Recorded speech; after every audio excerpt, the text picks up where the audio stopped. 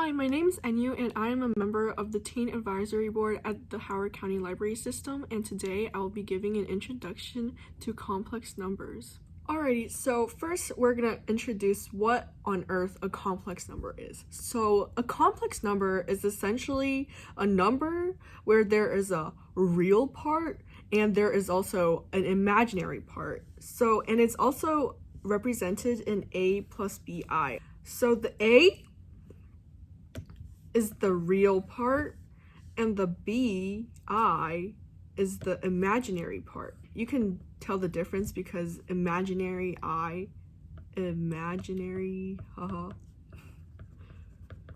there, yeah. So any number with an I attached is an imaginary number.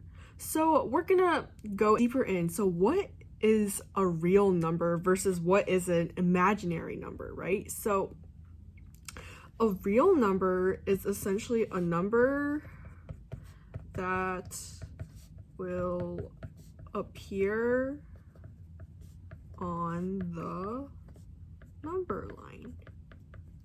And imaginary number is essentially the square root of a negative number. So for example, an imaginary number would occur in circumstances like the square root of negative 36, the square root of negative 25, and anything that's like the square root of a negative number. So we're gonna go into some examples of a real number versus an imaginary number. A real number, for example, like 1, 2, 3, 4, like that appears on the number line. That's a real number. -1, -2, -3, -4. Those are also real numbers because they can appear on the number line that's left of 0. They can also be like decimals, like 0.33 repeating. They can also be pi, which is maybe like you haven't seen as much at all, but it's also a real number because it has a definite value of 3.14 ... something. E is another example. E is equal to 2.718 ... There's more to it that we don't need to know, but just know that E is a constant, and so it's a real number. Imaginary numbers, we kind of talked about it previously just now. It's like a number with an I attached to it. So like 6i, 7i, 8i. And how it comes to be is that, for example, the square root of negative 36, right? We can transform that into 6i. They're equal because I equals the square root of -1. And you can pull out the square root of a -1 from the square root of negative 36 so that it becomes the square root of -1 times the square root of positive 36, which becomes 6i. An essential skill that you will have to know is evaluating I to a certain power. I to the first power is just simply the square root of -1. They're equal. So if we were to evaluate I to the second power, or I squared, it'd simply just be the square root of -1 squared, because you can just substitute the square root of -1 into I, right? And in this case, the squared cancels out with the square root, leaving you -1. So I squared equals -1. Okay, this is where it gets a little bit more complicated because it involves the laws of exponents. So if you were to recall from algebra, x to the power of m times x to the power of n equals x to the power of m plus n. Here, with I to the power of 3, or I cubed, we can take it apart according to the law of exponents. So I can break it down to I squared times I to the first power, because I know what both of these numbers are. I know what I squared equals to,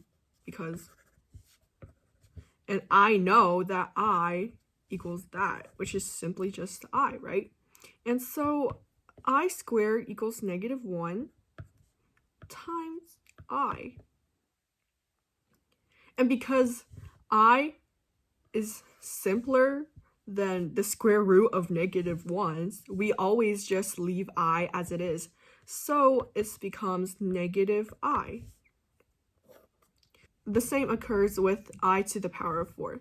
We can separate I to the power of 4 into I squared times I squared, which then gives us -1 times -1, which equals just +1.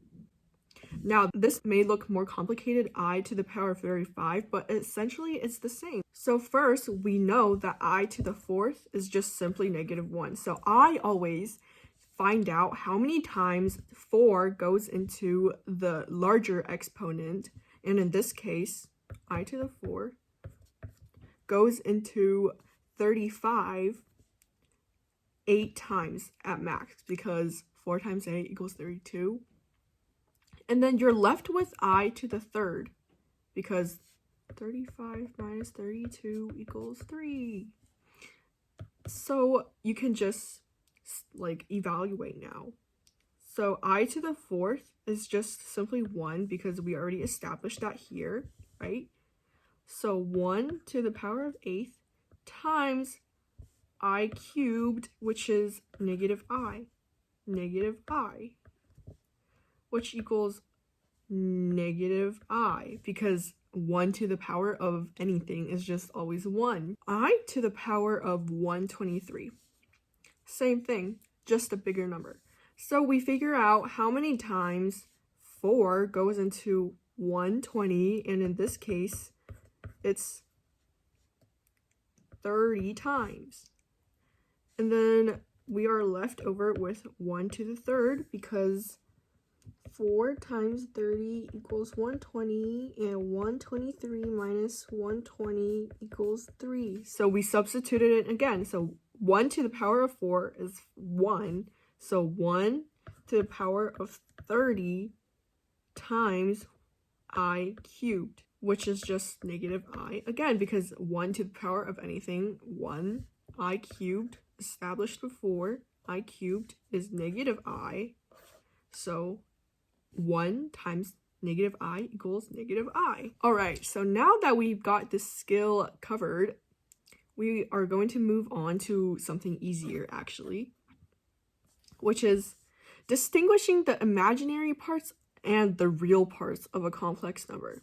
The imaginary parts are simply just the parts with I, because I, imaginary.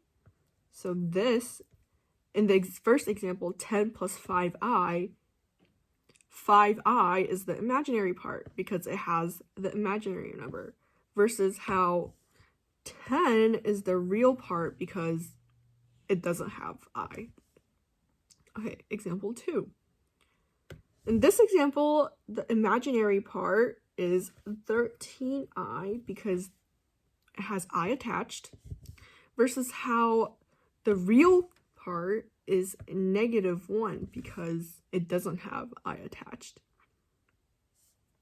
There's a very important concept. Why can't you combine just 10 plus 5i? Why is it not 15i? And for example, this example, why is 13i minus 1 not just 12i? Well, it's because they're not even the same types of numbers. You can't combine it. It's kind of like how you can't combine x plus 1. And you can't combine 2x plus x because they're not like terms, so therefore you can't even combine them. So we're going to move on to simplifying complex numbers. In these problems, we have to apply evaluating I to the certain power, that skill. First off, you should always combine like terms. So in this problem, 10 plus 5i plus 6i squared plus 4, I see that there are two constant numbers, and because they're like terms, you can combine them. So it becomes 6i squared plus 5i plus 14. Okay, now what do you do? First, I look at this problem. I see, oh, there's an I squared. And as established before, I squared is just the square root of -1 squared, and I squared is just -1. So because they're equal, I can substitute this in. The new expression becomes 6 times -1 plus 5i plus 14. 6 times -1 is -6 plus 5i plus 14. Now we have two constants again after simplifying I squared. So we can simplify it, and it becomes 5i plus 14 minus 6, which is 8 plus 8. All right, another example.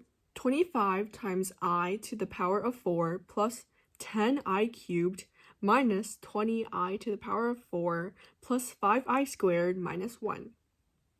So first, you should always combine like terms. And in this example, I see that there are two terms with I to the power of 4. So I can rewrite this expression into 5i to the power of 4 because 25 minus 20 equals 5. Plus 10i cubed plus 5i squared minus 1. Okay, so I to the 4th, as established before, I to the 4th is I squared times I squared, right?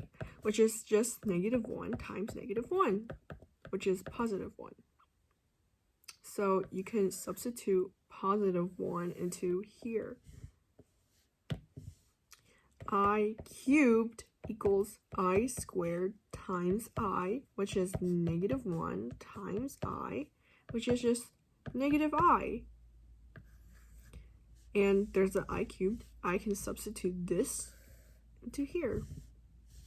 And lastly, there's a I squared. I squared equals -1. And I can substitute -1 into I squared. So the new expression becomes 5 times 1 plus 10 times -I plus 5 times -1 minus 1.